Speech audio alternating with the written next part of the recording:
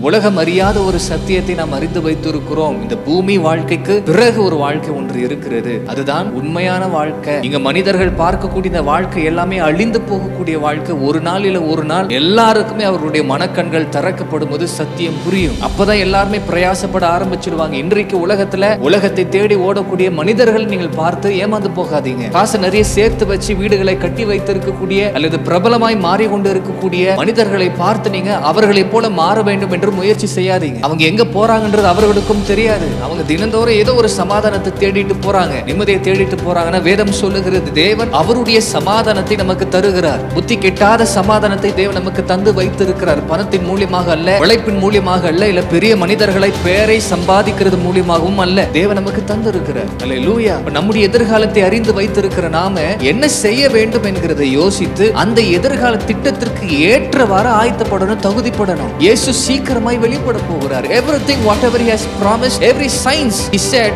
are being fulfilled. ஏன் இந்த நாட்கள்ல ரொம்ப கவனமாக நம்ம இருக்க வேண்டும். விசேஷமாக நிறைய சபைகளில இயேசுனுடைய வருகை குறித்து பேச ஆரம்பிச்சிருக்கிறாங்க. பேசாத சபைகள் எல்லாம் பேச ஆரம்பிச்சிருக்கிறாங்க. ஏன் பேசப்படல, இதை குறித்து தான ஆயத்தம் இல்லை அப்படின்னு சொன்ன நிறைய பேர் கைவிடப்படுவார்.